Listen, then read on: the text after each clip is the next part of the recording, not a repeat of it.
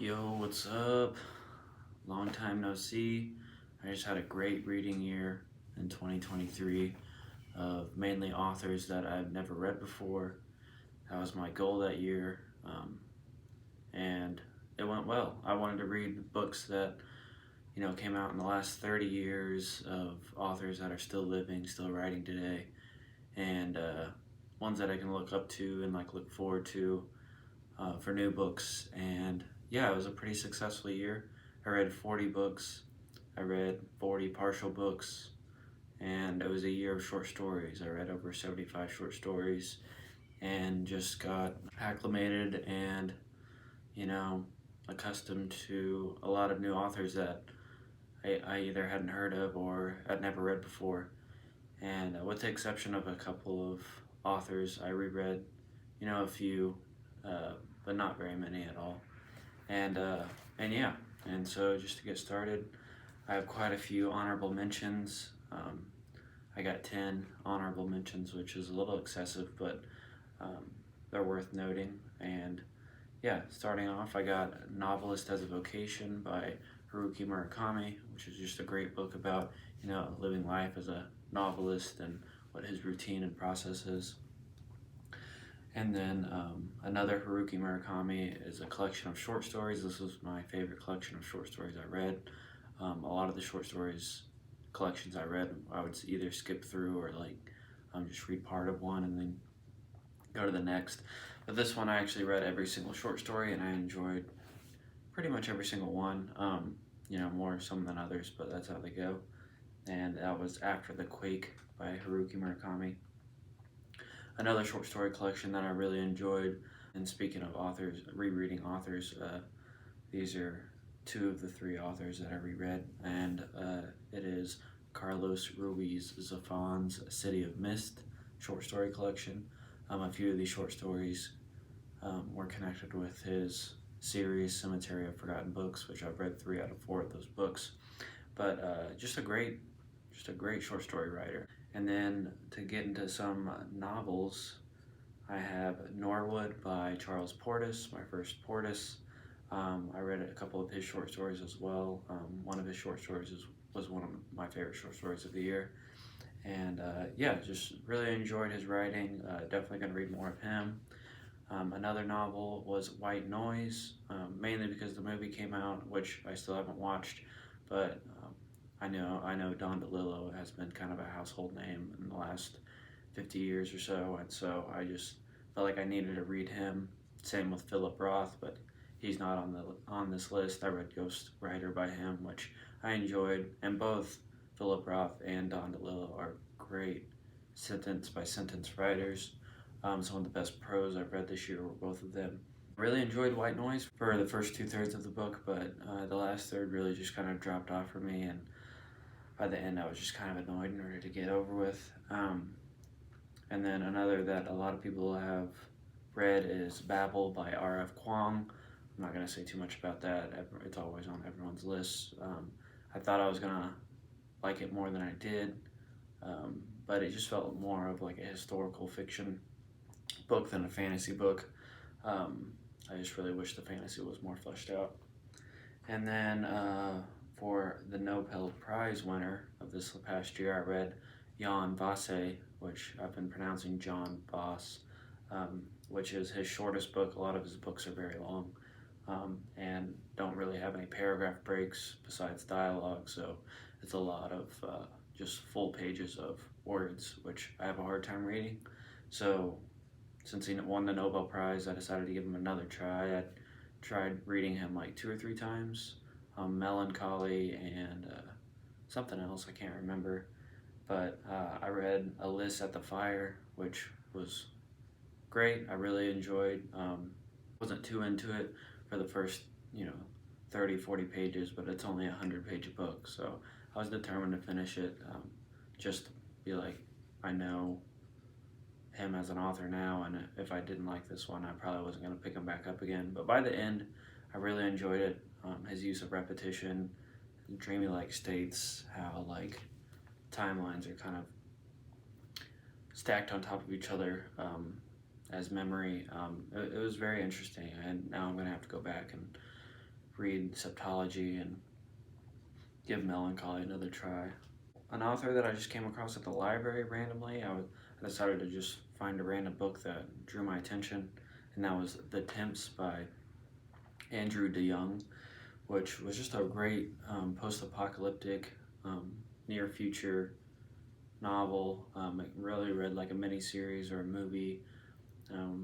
My least favorite parts was the action scenes. Really, they were just kind of corny, but everything else, and like there was kind of a forced romance, which I didn't really enjoy. But just the whole new take on like a tech campus post-apocalyptic story where you experience the collapse and you're stuck in like a Google campus. You're stuck with all these other temps and they're learning to survive on this tech campus. Lastly, for my honorable mentions is Rick Rubin's Creative Act, which I really enjoyed. It could have been cut in half because like every 2 pages is, a blank page, and then like 4 lines of what could be considered poetry, and then another blank page, and then more writing. And so like if the poetry sections and all those blank pages were cut out, it really is only like a 200-page book, even though it's technically 400 pages. It would have been much higher on my list if all of those were cut out. The poetry didn't do anything for me, and I just hate seeing so many blank pages when there was no need. And yeah, but it was great advice for any creative, whether you're doing art or writing, or any, music, anything. He's really had a lot of exposure to a lot of different artists, and he helps them with their process. And he's not much of creating art himself, but he loves helping people create art and come into fruition and figure out what they need to do to make it the best as possible. And yeah, just tons of great advice in that, and one that I'm for sure going to reread. And that's my honorable mentions of the year. And going into the best books of 2023, starting at number 10 is Emily St. Mandel's Sea of Tranquility. I had read Station 11 last year, and then I had to read this one for a book club, which I really enjoyed. Not sure if I enjoyed it as much as Station 11, but I did really like it. And then my last reread of the year for authors that wasn't new to me is coming in at number 9 is Stardust by Neil Gaiman, which is the only copy I have right now, which I actually listened to it on audiobook, but I just found this copy, and I really like this version of it. But yeah, it was my favorite Neil Gaiman. It's like my 4th book by him I've read. I've read Ocean at the End of the Lane, which was my favorite. I read Neverwhere, which I was kind of disappointed by. And then one other thing I'm forgetting. But but yeah, I just really love this like adult fairy tale story. It was, steeped in adventure and just kind of like wholesome fantasy. I've been reading a lot of fantasy as well, and I've been kind of steering more of like the dark realist style. But yeah, really enjoyed it. One that I'll probably reread physically, just because it does feel like I missed some stuff just from listening to it. And then coming in at number 8 is another Murakami, but this isn't Haruki. This is Ryu, if I'm pronouncing that correctly, and that's In the Miso Soup, which is sort of like a literary thriller / horror. I really enjoyed this. It was about someone who takes like foreign tourists around Tokyo's red light district and just kind of introduces them to all different sorts of types of entertainment. And he takes a job from an American who just kind of seems off, and more and more as the story progresses, things get weirder and weirder. And yeah, there's a hugely violent scene like 2/3 or halfway through the book, and I was not expecting. So definitely trigger warnings for those who are sensitive. And then number 7, my first Ottessa Moshfegh, which is Lapvona. I tried reading My Year of Rest and Relaxation last year, or the year before, and I just really didn't enjoy it. I read a third of it and had to DNF it, but you know, there's such a buzz around her name. I was determined to, figure out why everyone liked her so much. So I picked this one up because it was much more my setting and my style, and I really enjoyed it. I wasn't expecting to as much, and yeah, it was just a great little dark medieval story about a town that just gets weirder and weirder. It feels like an A24 film that's like The Witch. I really loved the atmosphere. I liked how gritty and dark it was, uh, and her style and the use of language changes so much from her other books that it just made me realize how much of a versatile writer she is. And I do plan on reading more from her. And then coming in at number 6, which is Leaving Las Vegas by John O'Brien, a great novel about alcoholism and addiction and, um, 1990s and in Las Vegas and just really descent into addiction. And yeah, some of the best writing I came across. Sadly, I don't believe he has any other books, um, and that was kind of his one and done. But yeah, and then coming in at number 5 is a David Mitchell book who wrote Cloud Atlas, and most of his books are kind of long, so I decided to choose a short book from him, and that was Slade House. Almost like a horror ghost story, but it's very well written. Each character in each section takes place in a different decade and a different type of character completely, and just the way he was able to embody like their voice and that time period simultaneously was just flawless. I couldn't believe how real each like decade and person was, and just like he really wrote in like that style of the decade, how they talked in that decade, and I was just really impressed. And yeah, it has to do with a ghost story like that's separated from time almost. I don't know. I don't want to give too much away. It's kind of good to go in blind because each section, you learn more and more, and then by the end, I was just like totally blown away. I just was not expecting that. For sure, gonna read more of David Mitchell. I plan on getting to Cloud Atlas this year. I already own a copy, and I'm excited to get to that. And then on number 4, which is Lionel Lancet and the Right Vibe, surprisingly a self-published author and a booktuber here in the community. I'll link his, booktube channel below. I was not expecting how well written and how intelligent and how well paced and like just almost checked all the boxes for me. From the writing to the characters, I've never laughed so much out loud from a book. It's a hilarious book, but it's also very intelligently written.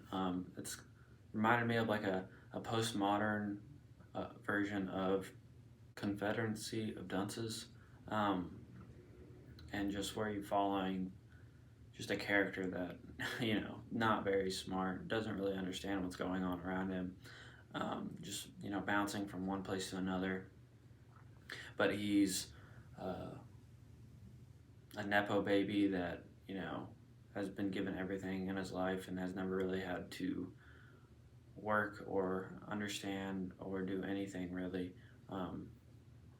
But his grandfather dies, and his company is thrown on him, and next thing you know, he's served a lawsuit, and he hasn't technically really done anything, but does that make him innocent? But yeah, and so it just like goes from there, like 200 pages, and he gets a lot done in that, and I was just super impressed. He's coming out with his second book around Christmas this year, which I'm very much looking forward to. And number 3 is a Patrick DeWitt book, and that's called Under Major Domo Minor, which was one of the best settings I've ever read. I just absolutely loved the atmosphere, the characters. They're like super quirky. They like smoke pipes.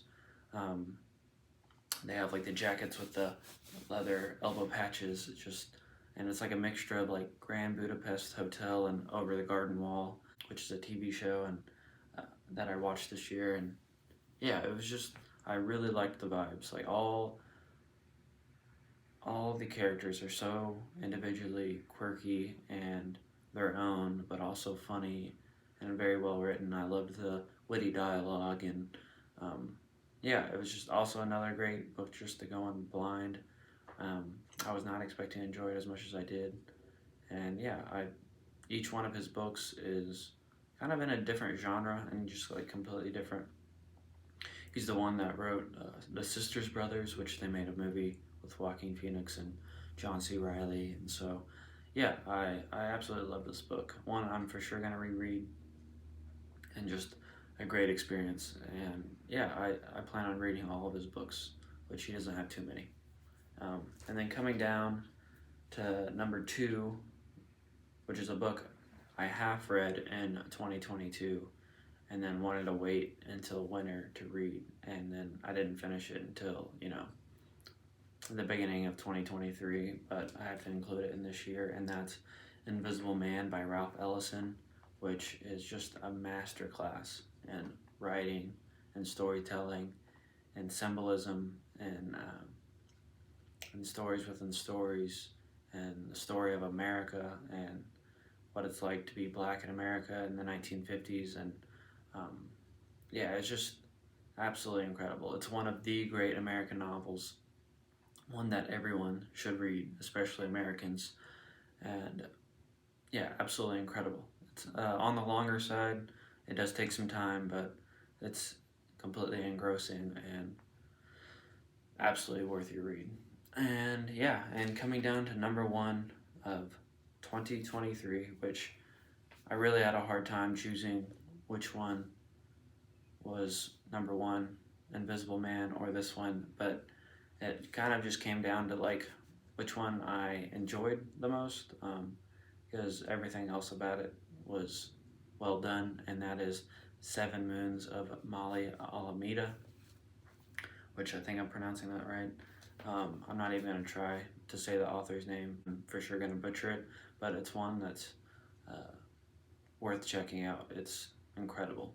I really love the storytelling, the setting, just really, really well done. And it's about a 1990s war photographer who is killed and he becomes a ghost, and the story follows him as a ghost in the afterlife, trying to solve his own murder and, having to go through these hoops to get into contact with, living relatives and friends to help figure out his murder. And he only has 7 nights to do it. And yeah, it was incredible. I absolutely loved it. One of my new favorite books of all time. Same with Invisible Man. Both of those are cracked my top 10 books of all time now. And then, the Patrick DeWitt book is a new top 25. Same with Lionel Lancet. Yeah, just a great reading year. I was not expecting such a good year. Came across so many authors that I have not heard from or heard about, and yeah, I checked out over 200 books from the library and did a lot of learning, and it was great. Yeah, and I plan on making a video about my favorite short story writers and favorite short stories that I read as well. And yeah, it was a great year, and looking forward to doing more videos. Peace.